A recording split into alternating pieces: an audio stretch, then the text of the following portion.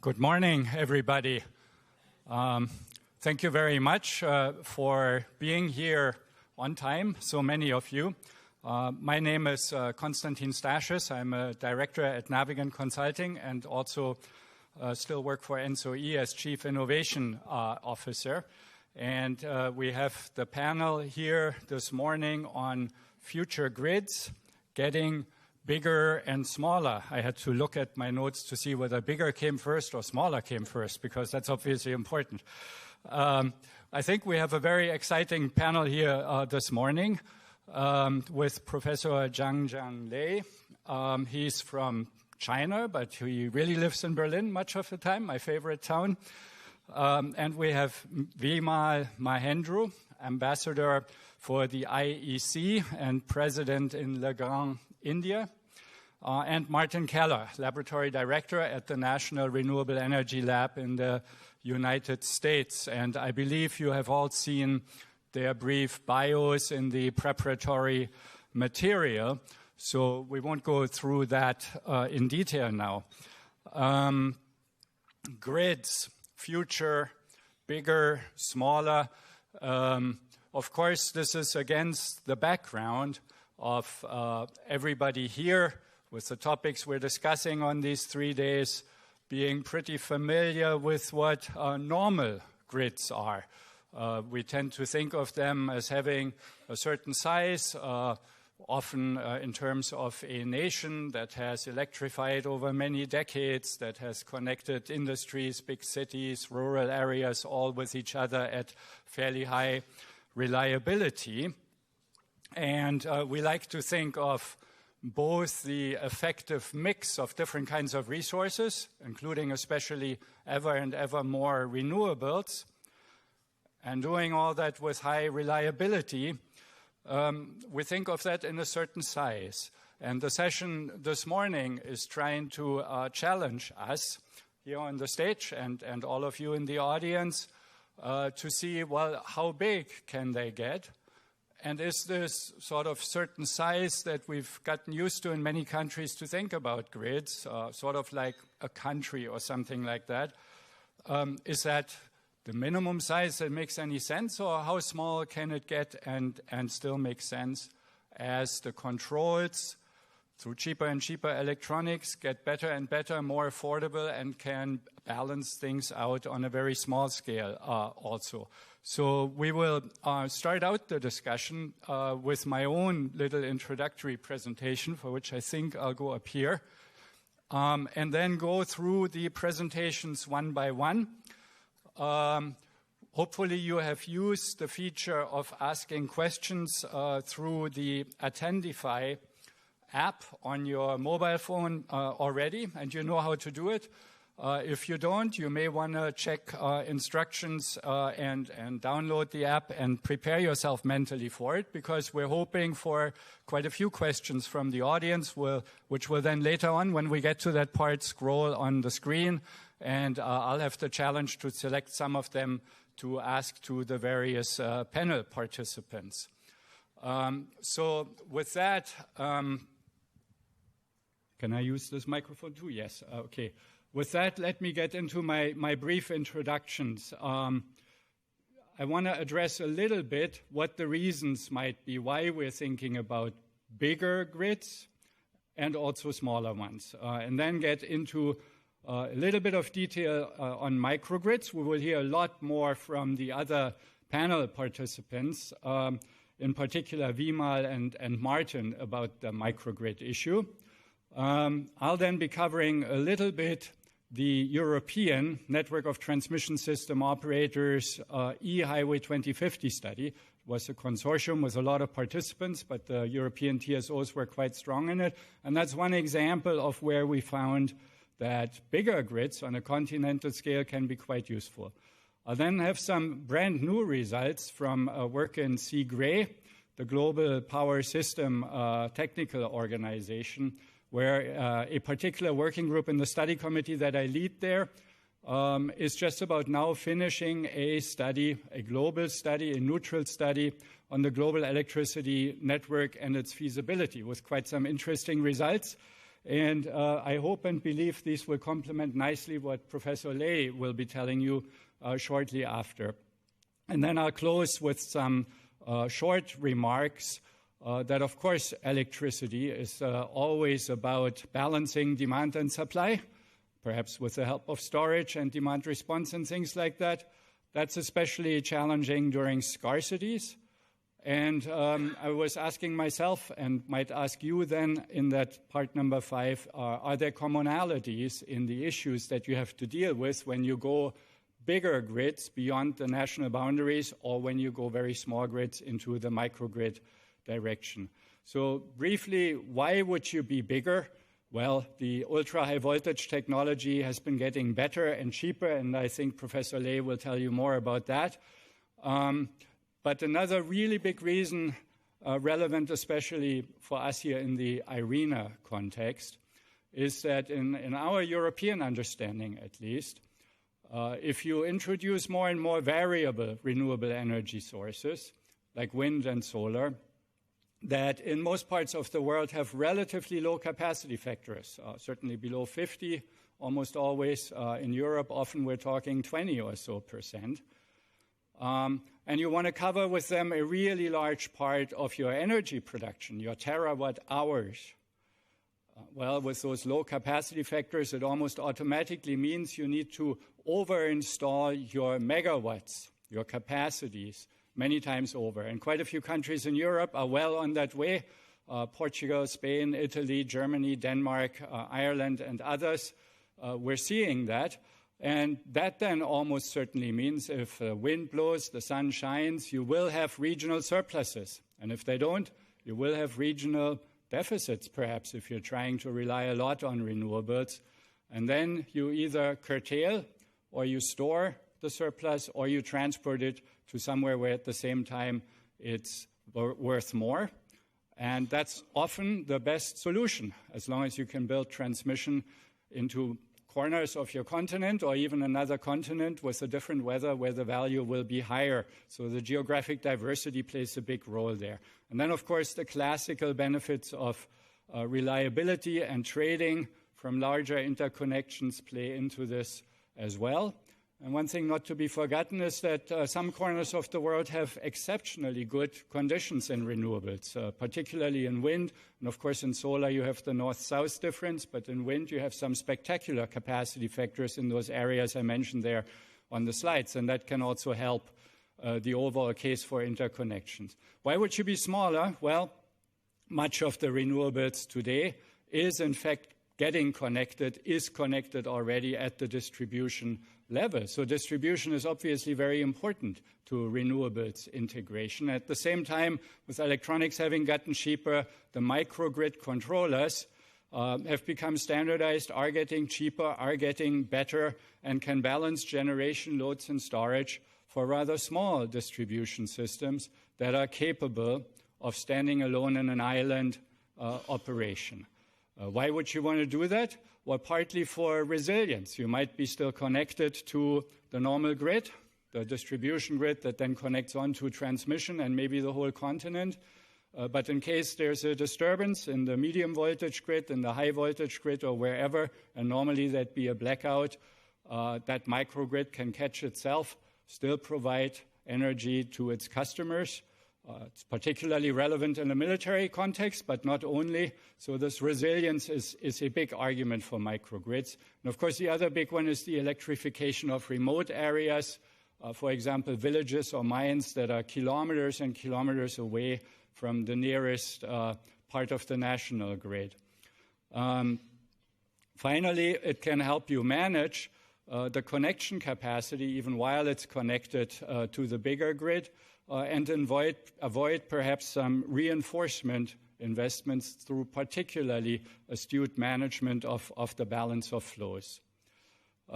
Briefly about the microgrids. So their chief characteristic, the way that Navigant understands it, is that they're networks of distributed energy resources of all kinds, like depicted on that picture, capable of islanding.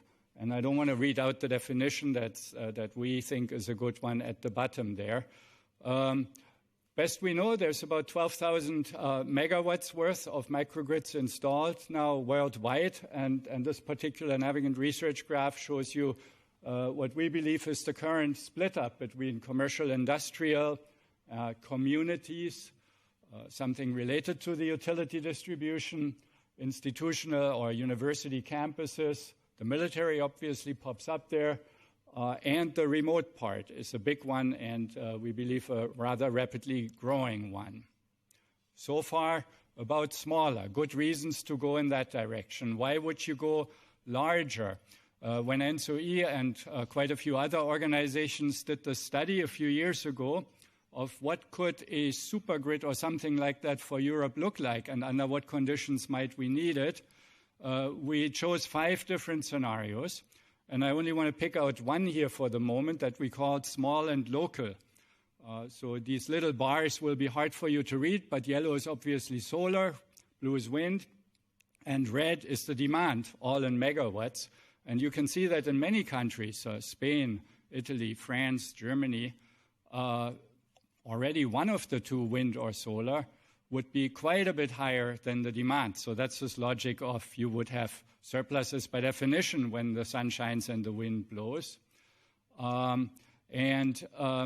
If you do that and then you try to figure out, well, what kind of grid is optimal? What kind of grid would pay for itself based on the power price trading differences, then you get something like that. You need a lot more connections, more or less from the center around France, Germany, Switzerland, towards the peripheries, towards the north, certainly the British Isles, Spain, and on to North Africa, Italy, and on to North Africa.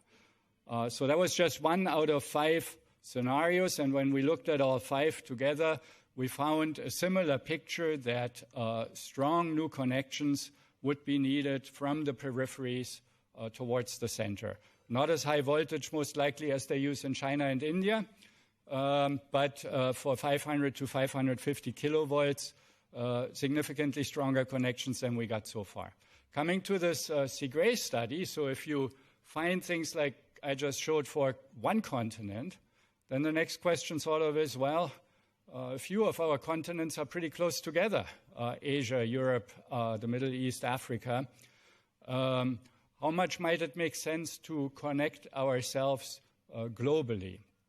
And I'm sure Professor Ley will be talking more about that, but in this particular Segre study, we picked out these pink connections that we would try to analyze in terms of how long are they, how expensive would they be, at what voltage level might we run them, is it 1,000 kilovolts, 800, or something even bigger?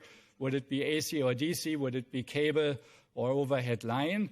And we found a different cost that we thought was realistic, and we made some sensitivities on for each of these pink connections that if they would be built, would then connect into existing growing grids within each continent and connect them all with each other. And we then ran all of that through some economic analysis, a French simulation tool called Antares, provided to us by RTE, the French TSO. And this is just one example out of quite a few sensitivities. It's very preliminary. This is brand new results that were just presented in Segre in Paris last week for the first time. But the results are quite encouraging. You might save some money compared to each continent running on its own. You might be able to incorporate significantly more renewables than in the case without continental interconnections. What would get less than would essentially be CCGT with carbon capture and storage, and also open cycle gas turbines. And you would have a further significant reduction in CO2 emissions, essentially coming from the gas and coal-fired power plants that are left over. All of this is much less CO2 for the long run than we have today, but there would still be a potential further reduction. These results aren't final yet. Segre will continue to work on that with a follow-up working group. There are quite a few questions related to the strength of the interconnections within each continent, which also cost money and might affect the optimality of these different intercontinental links. But it's an encouraging first result that we think we want to build on. One of the biggest discussion points that we had in CGRE last week about this was, what about the microgrids? What about people wanting to be independent and local, wanting to know where their energy comes from, want to know that it's clean because they can see it in their suburbs of their city or whatever? Wouldn't that put a stop on it? And that's essentially the same question we're dealing with in today's entire discussion with the panelists and with your contributions in a moment. So one last concluding thought from my side. Is there any commonality of something like perhaps an open question that applies to both the microgrid and the supergrid side? And my own answer would be yes, and the logic would go as follows. If you go on the right first, the microgrid controller, that's the heart of every microgrid because it keeps the balance. It will need to include a priority order of loads to curtail if there's not enough generation. Could be a traditional sort of dirty microgrid based on diesel if the diesel fails. Could be a modern microgrid based on renewables if there's not enough renewable sources and the battery runs empty. There needs to be some curtailment priority. And similarly, of course, we don't like to curtail much in the traditional grids, and we would hope that a supergrid would bring us even more reliability. But the rules and network codes for international electricity trading that we have developed in Europe and that we would need to develop for a global grid to function will need to include conditions for curtailment of firm transactions across borders from one country to another, at least for the case of national emergency. What's force majeure? What's not force majeure? Questions like that come up. Is there a difference between firm and non-firm transactions? Lots of questions like that come up that need to be addressed in grid codes. Of course, you would say that the economic value for everybody would be maximized if the value of willingness to pay of different users of electricity over all the interconnected countries would determine where, during a scarcity, generation would flow, and where, on the other hand, the loads might be curtailed. Let economics and value drive everything. It's the theory of many, including in Europe. And similarly, you could say for a microgrid, well, if I have this priority order for curtailment, let it be based on the willingness to pay of the different inhabitants of my village, of the mine versus the people in the households or whatever. You could even call that an appliance-specific value of lost load. In both cases, the logic would be rather similar. I don't think we're there yet, at least not in Europe, on our discussion to fully have gone that way. We don't trust this logic quite so fully. And I think part of the issue there is that some loads can be vital, but they may or may not have a large willingness to pay. Hospitals, schools, some minimum heating so people don't freeze. What do you do with that? So I think in perfecting our market approaches more and more in Europe and elsewhere, in a way the same for microgrids or for international interconnections, the social objectives may need attention as much as the environmental objectives do. We agonized for decades over how to bring the value of CO2 into our grid planning, into our power mix, into our energy transition. Social objectives may need to play a role there also. So that's still an open question from my mind, but what I am sure of is that microgrids and continental scale interconnections can contribute both to integrating more renewables and for managing the balance between going bigger and going smaller. I do believe coherent price signals are very important to guide us. An excellent TSO, DSO, transmission distribution cooperation also is key. That's the end of my little introduction, and we'll have questions later, hopefully many. But for now, I would just go to the next presentation, which would be for Professor Ley. Thank you.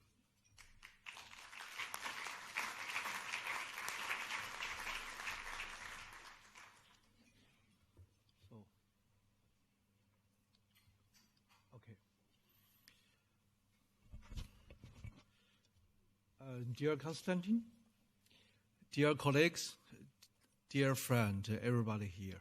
I'm so happy to have the chance to discuss with you some views about the global energy interconnection. So, what is GEI? What is a global energy interconnection? I think the picture, the man, everybody knows. This is a general, that means Secretary General of UN. He said global interconnectivity for energy to reach everybody in need is the center of the two concepts. That means sustainability and inclusivity of our commitment to Agenda 2030 and to combating the climate changes. GEI, with a strong call for enhancing international energy collaboration, is critical to the 2030 agenda and to implementation of the Paris Agreement. That's first. He said as well, the Global Energy Interconnection Initiative provides a key to solution that can effectively use rich and renewable resources such as wind, solar, and hydro to deliver modern energy service to all, even at long distance. That is the wording from the Secretary General of UN. So, what is actually a key point? Key point is clean development is the word, but how can we make it clean development? The key point is to use as much as possible renewable resources, renewable powers. That means we call it the clean energy. Everybody knows in our world, if we use 0.5 per mil of the renewable resources, can cover all of the demand of the power in the world. That's the first figure. The second figure is if we use 7% of the acreage of the Sahara, we can cover all of the energy demand in the world. This is the second figure. The third figure is if we use 26% of the acreage of the Gobi, that means in China, in Xinjiang.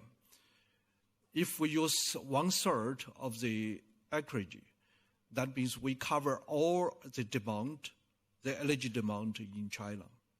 This is the three figure. We can imagine how rich of the resources it is existing in our world. This is the first group of the figure. The second group of the figure is right now the cheapest, the bidding price for the PV right now is 1.72 cents per kilowatt hour. This price goes down. I believe maybe some days in next year or next 5 years could reach 1 cent per kilowatt hour. This is we know right now in Europe, Central Europe, right now is 5, 7, even 10 cents of each kilowatt hour. The question comes, how can we use that cheaper and very rich renewable power?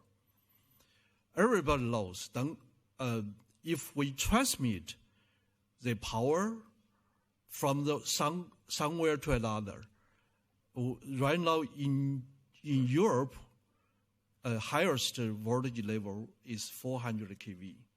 That means with the 400 kV transmission system, you can maximum to transmit 1,000 kilometers. Everybody knows the energy the renewable energy concentrated in the remote area. That means over 1,000, even 3,000, even more remote area.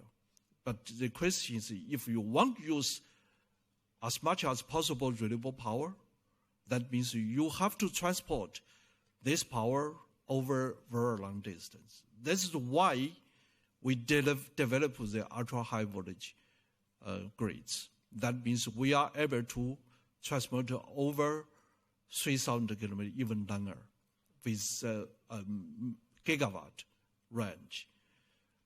This is a necessary measure or necessary tools if you want to use the renewable power. This is the second. The third element is smart grid. Why smart grid? If we transport the bulk power to some central area, which is a concentrated demand, that means you have to infeed this power into the local grid. That means you have to integrate this renewable power to local distribution or the micro grids. That's why you need smart grid to coordinate, to integrate different sources, different renewable powers into our local network. That is why. This is what is a GEI.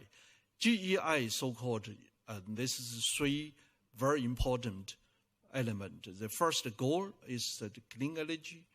The tool is the ultra-high voltage transmission system.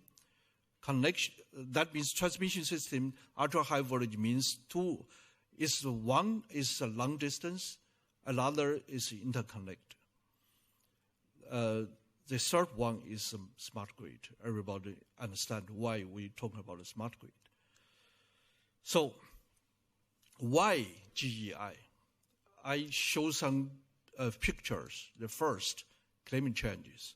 The second, environmental pollutions. The third one is sustainable development. The fourth one is unbalanced development. That means there is a huge number, a couple of 100,000, a couple of 100 million of the people are suffer without electricity. That is the fourth problem is our huge challenge right now. That means the solution is the global energy interconnection. Why? Taking example, everybody knows right now in Beijing and Shanghai, is the sky become much clear, much blue. Why? In China, surrounding the big cities, almost in the past time, almost less than 100 kilometers is a huge coal-fired power plant to supply the power in the central cities. Therefore, in the past, a lot of smoke. This is the temperature and the weather has become much worse. Right now, it's much better. Taking example, in Shanghai area, is 42% of the power right now, instead of the local coal-fired power plant, is use the ultra-high voltage to supply, to infeed the clean energy over 2,000 kilometers away. That means if we supply the almost 50% of power from the clean energy, that is why we become the much clearer, much bluer sky in Beijing and Shanghai. That's the first. John, can you watch the time? Yeah, okay, okay. This is the same for the air pollution. I have the experience. 5 years ago or 10 years ago, if we in the light of the Beijing, the third rain, fourth rain, and fifth rain, there's 40 with the large the track to transport what? Coal. Right now, you almost never seen the so crowded the track to transport power and transport the coal, just because we use ultra high voltage to deliver the clean energy to the transportation alone can produce a lot of the air pollution. The substantial development, everybody knows. According to the new figure, that means in the next 50 years, that means the oil will use it up. No oil available to produce the energy. The undeveloped development. If Chinese government try to subsidy the poor people in remote area, in the old time to provide them the money, right now it's state grid provide them the panel, the PV, and the wind farm, let them to produce to produce the money. That means to produce the energy to feed the grid. That is the way. Therefore, we think if we use a different way, the global energy interconnection, that means we can solve our problem in the future. This is a very successful example in China. Until to now, we have 2020 ultra-high voltage system connecting from the resources to node center. We define the ultra-high voltage, that means up to 800 kV plus minus HVDC and 1000 kV AC. Right now, we built up the 1100 kV HVDC to as much as possible to transport the renewable power to load center. This is we did it. We make it successful right now. So in order to feed such power, we have to build a very strong smart grid. That means we have the challenge DII. Such DII is not DII with the Desertec. We call it the digitalization, integration of the renewable power, and also integration in mobility. We have to build a very strong. In China, we have a pilot project with 7 days only the clean energy in Qinghai province. That means without any additional conventional power. That means to show us the way, if we build the smart grid, we are able to operate the microgrid or the small grid or even the bigger grid with the only electricity, or the power electricity. So this is the last slide. The conclusion is, how can we use that? The PV right now in Europe is generally speaking, the average is 1,000 hours a year. How many hours a year? Is 8,600 hours a year. That means still you need 7,000 hours power. How can you get it? If we're talking about wind power is generally speaking is 2,000 hours in year. But if we use along with the wind power, you still need you still have the 6,000 hours without electricity. But turn around. If we that means the electricity transmission is without any time delay. Is 300 kilowatt hour per second. That means if we interconnect among the continent, that means in the world, everywhere, the 24 hours you have the sun, you have the wind.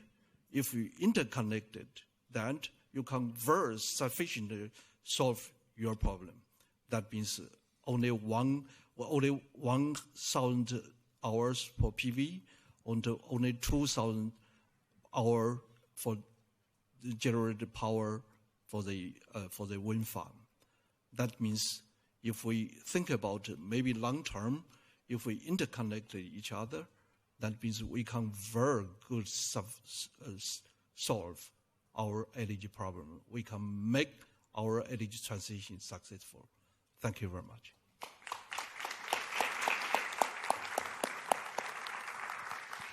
Yeah, thank you, Zhang. We ran a little bit over on the time, but I thought the Chinese experience is very, very relevant here because you're leading on the ultra-high voltage transmission, and that's one of the big enablers. Now, Vimal is going to talk about the other extreme, the microgrids, and I believe even DC versus AC. So we're looking forward to that. Thank you very much. For a moment, let me ask you a quick question. How many of you have been to a community, a village, or some place where there is absolutely no electricity? Just a quick show of hands. Good. I think you've all experienced some of what I'm going to talk of. In 2014, I happened to visit this village called Mokhara, which is about 3 hours drive outside of Mumbai. Mumbai is one of the biggest cities in the world. And this was one village without any electricity at all, no electrical infrastructure also. This old man was sitting outside and weaving bamboo baskets for the local vegetable market. And guess what happens when it's sundown? He moves inside, there's no more weaving, no more income for him. Recently, thanks to the rural electrification drive in India, he got a small grid, call it a pico grid, a personal grid or whatever, but this is as small as you can get. And now when it's sundown, he goes in, he continues the weaving, he's having about 40% more income during the same day, and that has changed his life. So I think, need I say anything more about going smaller? I think we will need to stay small as well to be inclusive in this whole electrification drive. We all know this slide about the 17 SDGs. We're all familiar with this one. Take a guess, how many of these are directly impacted by electricity or the absence of it? Anybody give me a number? 8? Maybe 8? All of it. You know, personally, I tend to agree with you. In IEC, we did a survey that 12 of these 17 were directly impacted by electricity or the absence. And so already the number 7 SDG, which is affordable and clean energy, is emerging as the key enabler for all other SDGs. And imagine trying to achieve this by 2030. Imagine doing it in developing economies where they are low on resources, low on skills, and many times the policy framework also doesn't exist. It's a huge task. The old man's picture I just showed, he cannot wait for a super grid or a big grid to come to his village. He needs electricity today. The community needs electricity today, and we cannot keep on talking of resilience and multiple layers of redundancy on one level for those who have electricity, and on the other hand, not address the needs of the people who don't have electricity. We need to address both. So I think that's a genuine case and a need for going smaller. But at the same time, we cannot afford any kind of failure. There's enough said by Konstantin and Dr. Lay on the bigger grids. By big grids, I don't mean a super grid. I look at it as a grid of grids, connecting grids so that there is resilience for many reasons which have already been elaborated, and I'll not go through all that. This slide was to show that almost anything and everything we are doing today needs electricity. But beyond electricity, almost anything and everything we do actually today needs direct current. If you think about it, solar panels inherently generate direct current. Batteries can be charged only with direct current, and so batteries also discharge the same direct current. Almost all devices that we use in our homes, offices, if you look at this building also, is actually all using direct current. So no wonder that the moment we go smaller, direct current becomes more and more relevant.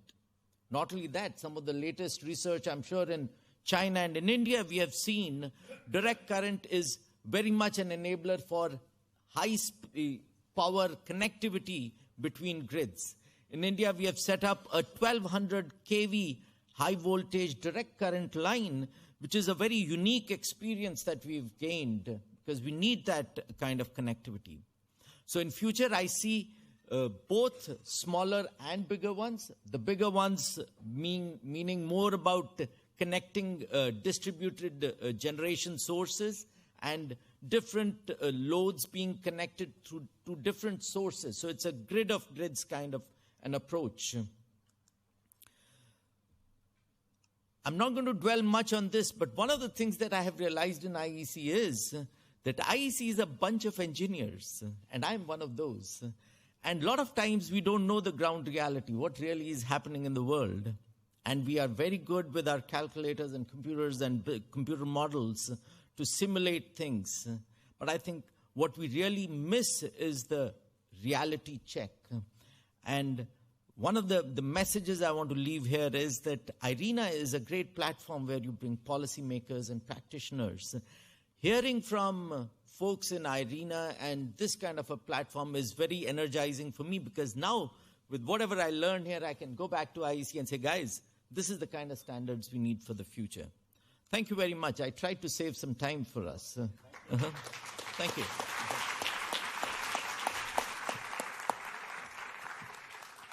Great. We made up a little bit of time with an inspiring speech. Martin, you're next.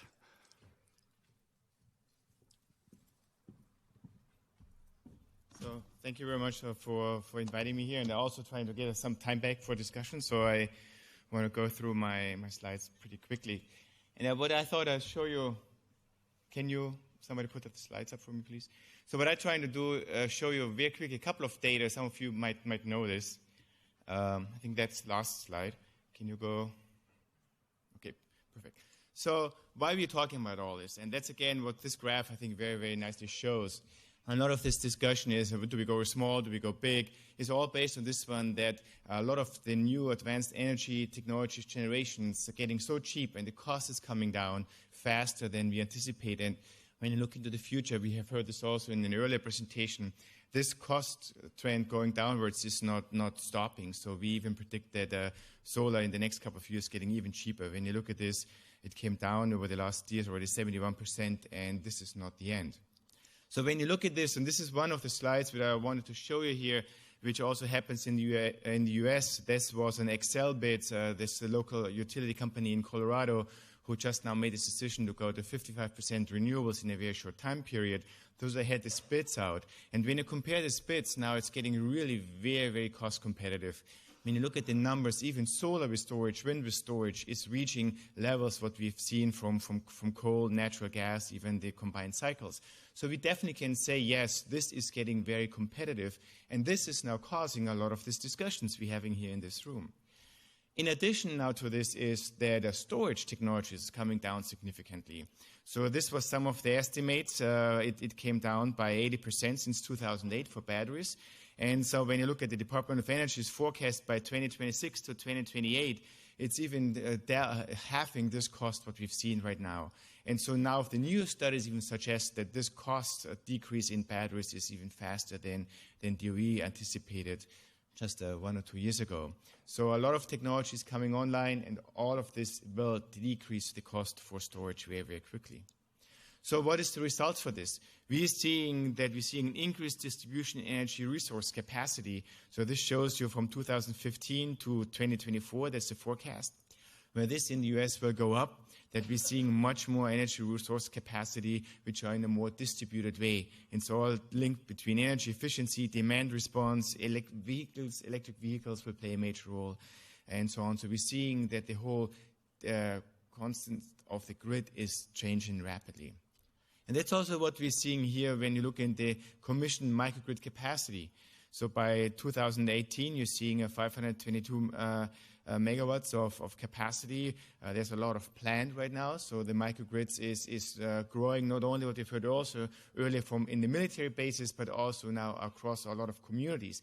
Even within in the US, where suddenly people going into developing the microgrids because of the decreasing cost. And we've heard this earlier also, control is getting cheaper, the way of handling the microgrids is getting cheaper. So that's why communities moving into these microgrid systems.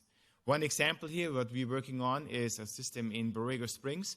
So this is exactly one of the cases we talked about. There is it's a city or village in a very desert environment, and there's one line going in, and this line is always bound to be faulty because there's some rock slides or other issues, and then the whole city goes down. So now this is why the city made this commitment to go to a microgrid. This is owned by SDG&E. And this will be in the US the biggest or largest microgrid owned by SDG&E. So you can see that even there within the US, in certain situations, people more and more moving towards the microgrids. And when you look at this, it's now linking storage with solar and be all run by a big solar plant out there. So what I want to end is on this next one is to see, when you look at this, and this is again to leave you with this thought, to run the grid of the future will be very complicated. In the old days, grid was going one direction from a big plant to the consumers. Now with all the new technologies, grids will be bidirectional. We have hundreds of thousands of entry points, and the traditional way of running the grids might not be the most efficient way, like we have seen in many other areas. So when you look at transportation, where cars communicate with each other, when you look into buildings, where buildings talk to each other, whole cities talk to each other. So we're predicting that also in the power grids, we will seeing this move to what we call autonomous energy systems. To develop the systems is very complicated. A lot of times even the very fundamental math to run these very complicated systems do not exist, because we're talking about nonlinear controls, optimization, a complex system, very huge set of data. All this will require new math, new algorithms to bring all this together. But by this way the grid is changing, what we're predicting is that we're also going to this very called autonomous systems, where not humans will run the grid, machine learning systems will run our grids. And this will open up a lot new potential, how we're managing this, what we put onto the grid, and how we're communicating within the grid. And with this, I'm stopping here, that we have some time for discussions.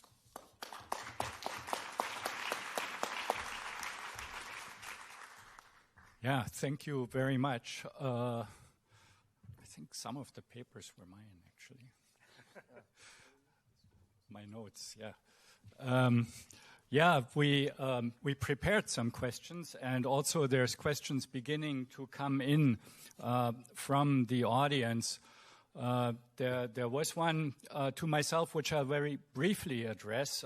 For a global grid with demand and regulation different in each country, is a global grid code feasible or needed? Well, that's part of the issue that C. Gray identified as needed follow-up work. But from my European experience reaching back a few decades, there was a lot of power trading already before the internal market in energy came about. And in some sense, I've always perceived electricity trading, even between countries that don't necessarily have the same political system or the same electricity market structure, electricity trading can be a trust builder nonetheless if the contracts are adhered to nicely over some years, and that can be even the foundation for further cooperation in other sectors. So yes, I think something like a grid code, or at the very least basic trading rules, will be needed, but they're growing all over the world in any case. Jumping to perhaps one of the prepared questions for Zhang Lei, parts of the solar PV and the wind power are connected at distribution voltage levels and not directly to what would be the supergrid or continental grid. Why would a supergrid, global grid like what you described be relevant towards those on the way towards decarbonization? Does it matter also for the distributed generation? So I think the technical point of view, if we connect the renewable energy directly on the ultra high voltage, that's economical way, is technical way is not feasible. I think all of the renewable power should be connected low or middle voltage. That means to increase, to garage all of the power, local power from the renewable, then you increase the voltage to make it the long distance transmission, which is from economical point of view, this is the best. This is the first. I think the question about the local area, we think for example, in China, in Xinjiang province, or in Gansu province, we have very rich of the renewable power. But in the local area, this demand is not so high. So we have to use this renewable power to send it up to Beijing area.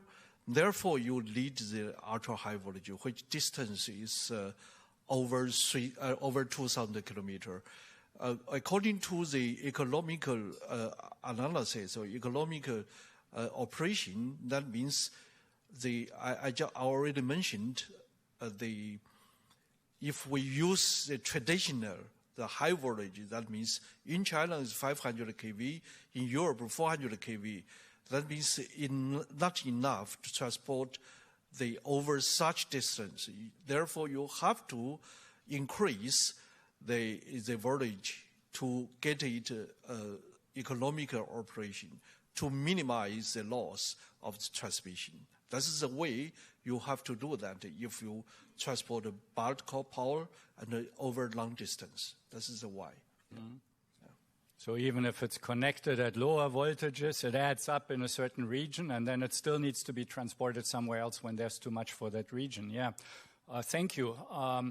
Vimal, you've described these microgrids. How are they kept stable? Can one really rely on them? Do you have any experience there? Well, I don't have any personal experience, and that's my limitation. But I would think that microgrids can be kept stable because there is load balancing between themselves. I know, for example, there is a company, SoulShare, which is in Bangladesh, setting up small microgrids, where thanks to some kind of blockchain technology which they have implemented at the local grid level, they are able to make balance between load and demand, loads and generation right there at the localized microgrid level, not even going to any higher level and not really going to a major network for connecting. So I would believe, yes, it can be done. I personally don't have an experience of that. Maybe Martin, first of all, perhaps from your lab's experience, can you say about that question? And then also perhaps address this issue of demand response, the autonomous or microgrids. Do they have something to do with demand response in its different guises, implicit, explicit, or don't they? So first on the stability. So I think with the new controllers and electronics coming in, I think you can run microgrids very stable. And I think there's some studies out there that also resilience is increasing by having microgrid systems. On the demand response, look, I think this is a very interesting question, because a lot of the algorithms, a lot of the development, it doesn't exist right now. But I think we need to go, by definition, bidirectional. So we have to build demand response into the systems. And I think you mentioned this in your opening statement. If we go to microgrids, it's very interesting when you talk to the utilities. A lot of the utilities say, okay, we're supporting microgrids, but we define microgrids that you really uncouple from the grid. Because what they think is the issue, and if you have a microgrid, and then let's say the microgrid goes down, well, if they then tap back to the regular grid system, this is what the liability comes back to the utilities. And I think that's a very interesting discussion. If you just have the microgrids and say, well, worst comes, if push comes to shove, we just to connect and get electricity from the regular utilities, then the utilities have to plan for all these elements, which then the question is, who will then cover this cost for doing this? And this is, I think, right now a very open question. How would you manage this? If you go, let's say a community goes to microgrid, will you really uncouple them from the traditional grid to decrease the liability for the utilities? Very interesting. There are a couple of questions from the audience that relate more to business models and who pays for what. Let me maybe start with the question that was addressed to Vimal. What would be the business model to integrate micro and super grids? The question reads, micro as DSO or something else? I guess the whole session we have here today is a little bit about, will it likely go more into one extreme, all the balancing will be done very locally, or more in the other extreme, will a lot of the balancing of renewable surpluses and deficits be done on an almost global scale, or often the answer lies in the middle somewhere.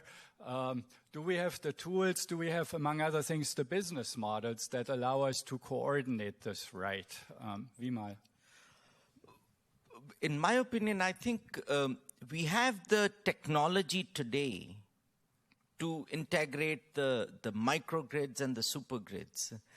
What we don't have is actually enough experience and thus the business models. And that's where I guess the struggle is.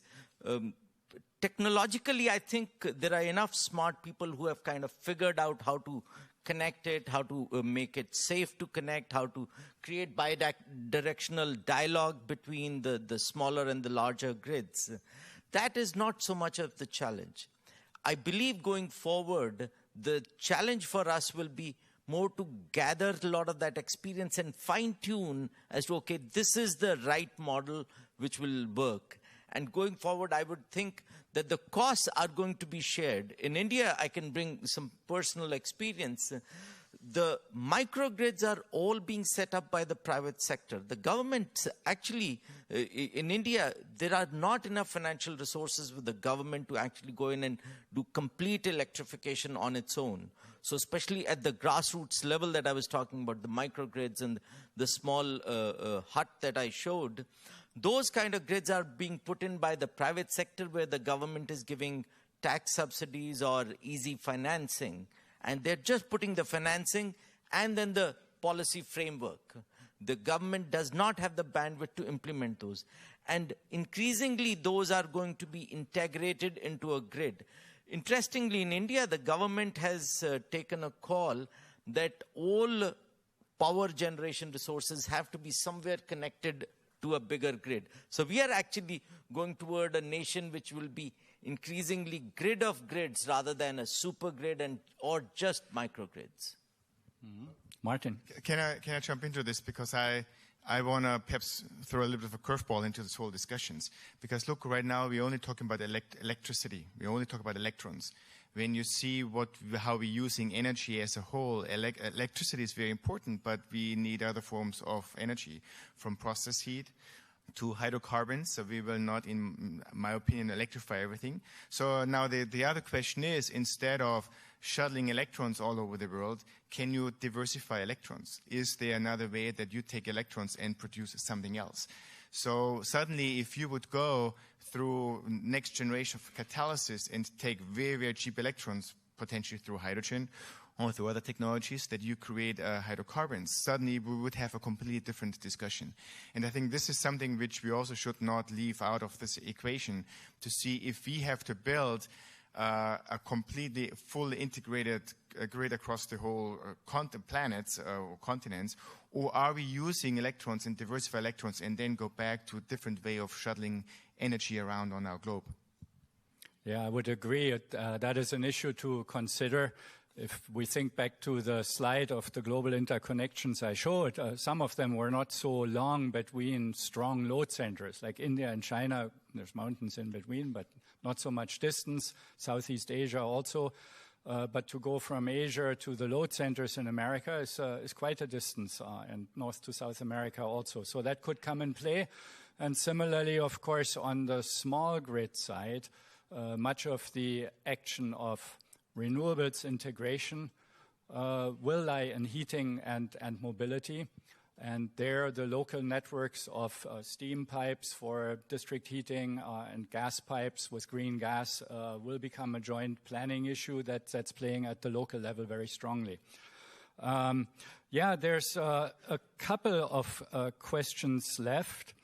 I think the biggest part that we haven't addressed quite yet is the institutional part. We've come at it a little bit with the business models, but I myself alluded to the word trust that you need in order to trade with each other. Trading can build trust and be a foundation for further cooperation.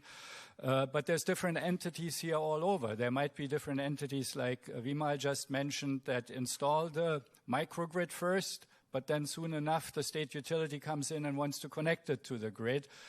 Similar things in the American examples and similar things for the global grid, where different countries, some rich, some poor, would somehow have to share the investment for this enormous grid in order to then jointly reap the benefits over several decades. And who comes up with the money first might also be a different issue. All three of you, might you be able to comment on this question of who pays, who gets the benefit when they're not the same people? How do we handle this? Maybe I can start to try to answer your question. My question is, I can ask you, how about the business about oil and coal right now? It's very successful right now in whole world. I think the electricity is not so much different as the coal business or the oil business. Because if we talk about that, every fortune in the world is dependent on the economic benefit. If there is a huge economic benefit, there are somebody want to make investment to make it as a business. So right now, I think this we are talking about the supergrid. We are talking about the microgrid. I think this one. I really think this is one issue. Taking example the transportation in the world, we cannot imagine we have only local way without a highway. Otherwise, we cannot imagine there's only highway without the local way. I think this is a combination. The much likely is electricity transportation. This is one thing. Another thing, I think if the world, somewhere is very cheap, 1 cent per kilowatt hour. If you have such a possibility to buy it, then make the investment. I think this attract the investment to make as an investor to make investment in that business. So I think this is only the time to build not at the beginning you think everything is perfect. This is the problem will be solved during the operation, during the business development. I think maybe next decade, next maybe years, 100 year, or 20, 50 year, I think this is a problem that should be solved if there is an economic benefit inside. Great. There's a related question to Martin, but Vimal, I'll get to you in a moment. And that was, well, okay, if it hangs together like that, but with new actors that weren't there before, sort of the global thing, countries talking to countries, the very local thing coming up that, among others of us, you have described, Martin. What about the role of utilities here? Do they need to change? Will they survive? What do you think? Yeah, look, that's a very, very interesting question, because when you see what's going on the utility side, at least I only can reflect perhaps on the discussions we have within the US, that a lot of the utilities are struggling with this point right now to see what is the business model for the future. So there is discussions to see, well, let's say we're seeing this electrification of the mobility coming in. Will utilities own the fleets? Will they only own the batteries? Will they, with this, by owning a car, fleet cars, can they then use the batteries as storage capacities? So there's the business models for the utilities is in a huge flux. I would also flip this over, that not only the utilities business model is in flux, but also the big energy companies are in flux as well. So what you're hearing from all the big oil and gas companies, they're having these discussions. I mean, how will the gas station of the future look like? Will they be becoming utility companies? So, I mean, I think it's a very exciting time right now. Having a lot of uncertainty will also create innovation and will create a lot of new business models for the consumers, but also for the companies. Yep, an exciting time with lots of change, and hopefully we can keep the lights on. Vimal, yes? Yeah, can I quickly touch on the point you just made, Martin? In India, I don't know if you got the news yesterday, the biggest thermal power producer in India is NTPC, National Thermal Power Corporation. And mostly they generate electricity through coal over there. Yesterday, they've started producing EV charging stations and installing them across the country. So to support your point, I think the business model for energy companies and utilities is definitely undergoing a major change. And I think the change will be hastened as new technologies like blockchain, etc. come in. I mean, they will be forced to come out of the business model they've been using for the last maybe 100 years. Mm-hmm. Okay, we're almost out of time, I believe. We did have some prepared...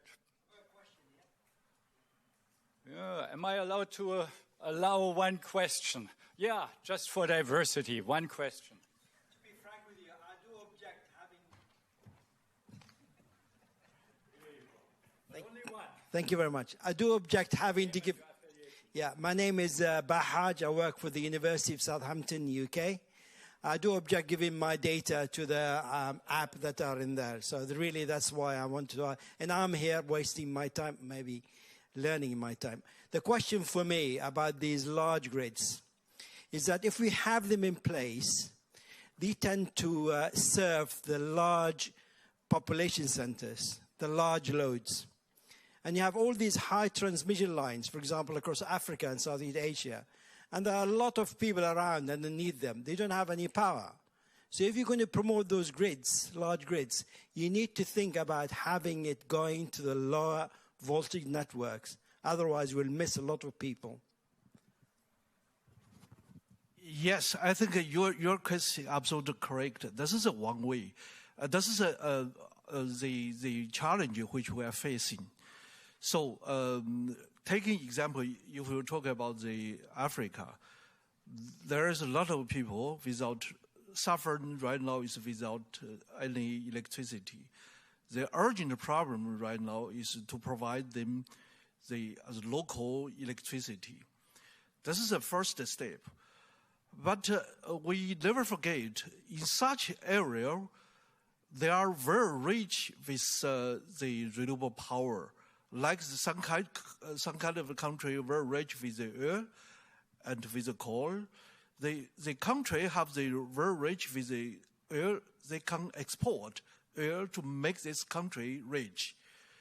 We can similarly think why we could not sell electricity to others to make this country richer or richer. This is also one of the business model, but which need time. I think you have right, but step by step, not from today to tomorrow. Thank you. And in a way, this question relates quite well to what we had prepared as closing remarks, where I'd ask each of you just in a minute or so, please, to have a famous last word. Maybe one of the questions that came from Sebastian Falkenberg is pretty good to sum this up. Aren't the design decisions of microgrids versus supergrids in contradiction to each other? Microgrids sized for self-consumption, so little excess remaining for the ultra-high voltage network. But what I like in this question is the word design decisions. After all, many of us here in the room, we may like to speculate about what the future may bring and whether it goes this way or that way. But then again, many of us in the room are in the business of making design decisions, of helping plan how this will go.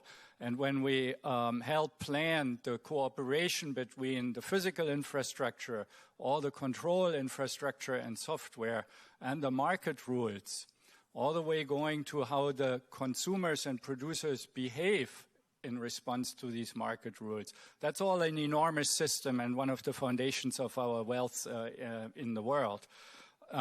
We're designing it all the time. We're designing the small parts, we're designing the big parts. Is there really, do you think, a contradiction between the design principles, or is there more commonality than it looks like at first sight? Martin, do you want to give it a try at first? So, look, my opinion was the truth is always in the middle. So I look, if who knows what the future will look like, but innovation moves so fast right now that I would predict that we don't know what the final outcome will be. But I think it will be a combination. It will not just be a supergrid, and will not be all just microgrids. It will be somewhere in the middle, where we have perhaps big centers connected with some of the supergrids. And then coming back to your questions, where I was that some of the more rural areas might not be connected with the supergrids. But I think I also want to stress again what I said earlier, is that if electricity is getting so cheap that it might be too cheap to meter, so that suddenly we might have new opportunities to use electrons in a different way. And that you have, and coming back to your point, that there's countries who might become rich by you taking electrons, but diversify electrons to, let's say, hydrocarbons. And then you ship hydrocarbons. So I would predict that this is a very likely scenario in the years to come. And that's something we should not dismiss, because it's not just electrons. Great. Vimal, yeah. May I bring a different perspective from a developing country perspective? In India, I don't think it's a design issue. It's more a social issue and a social imperative. The government, or let's say successive policy makers, have ignored electricity needs of the masses. And that's the reason why today we have the world's largest population without electricity. We have about 300 million people, which is equal to the population of the entire United States, without electricity. And getting electricity to them is an urgency. I think the government is seeing it as a social issue. I mean, the gap between haves and have-nots is increasing. I live in Delhi, and I have the luxury of having electricity 24/7, either from the grid, but those who have been to Delhi know that the grid also fails in Delhi. And so in my home, I have a diesel generator, I have UPSs, and I have backup for everything, including so that my cell phone gets charged and the television keeps on playing. And yet, on the other hand, we have a large population without electricity. The policymakers' focus is not people like me, thankfully. The real focus is people who don't have electricity, because today, those people are aware of what electricity can mean for their lives, livelihood, and lifestyle. Not giving electricity today is really dangerous going forward. And we did a mapping in India of pockets of our country where there was no electrification and where we had social issues of local rioting, unemployment, etc. And there was almost perfect congruence. That's what we need to avoid for the future. And thankfully, our policymakers are today aware of this issue. And they're trying to address this. So for me, it's a social imperative. It's not even a matter of design. Thank you. Great. Zhang. That's a very interesting question. I think this major challenge for us, for everybody in this room or in the world, is to supply the electricity with a higher reliability. Not only for the microgrid, but also for the supergrid. The challenge is a very complex thing right now. So I would like to maybe give you some index. That means our CTO, Mr. Chen, tomorrow will give the complexity solution about the huge that means the safety operation of the Chinese grid tomorrow. But I say two very important aspects for your consideration. The first, the integrating the renewable power with the uncertainty. This is how can we deal with. The second is to integrate the e-mobility, which is we never touched today. But taking example in Beijing, how many cars right now along in Beijing? 6 million. If we talk about each of the cars, the charging power is 10 gigawatt, 10 kilowatt. 10 kilowatt multiply the 6 million. What is the comes out? 60 gigawatt. 60 gigawatt is a higher. What is peak load right now in China? In Beijing, this is more or less less than 30 gigawatt. What is the big challenge? How can you deal with? This is not so simple. We are just talking about the supergrid, microgrid. You have a huge challenge. You have the huge problem in front of us to be solved. Therefore, I very encourage the people, the audience here, to listen our CTO tomorrow the presentation. He will give the context how we already solved the pressure of the problem. Thank you. Yeah, thank you. My own view would also be that, especially this last example with electric mobility, shows there will be a need for some local balancing, because it's not just a question of having the generation capacity at the right time, also the transmission capacity from remote areas or other countries, and the distribution capacity going down at least to medium voltage, maybe low voltage for charging those cars. So it's a local balancing issue, a regional and national balancing issue, and an international continental scale balancing issue that all have to work together. I do believe we still have work to do on the methods there. The trading routes internationally are just one aspect there. The market price formation is another open aspect. But the system works with microgrids embedded in it in the US, in Europe, in Australia, in India, China, and other countries. And the global grid is growing together bit by bit, certainly in the continents we're talking about here. So I want to thank the panelists here. With all my heart for a very interesting discussion. I found it interesting, and thank you all for listening so attentively.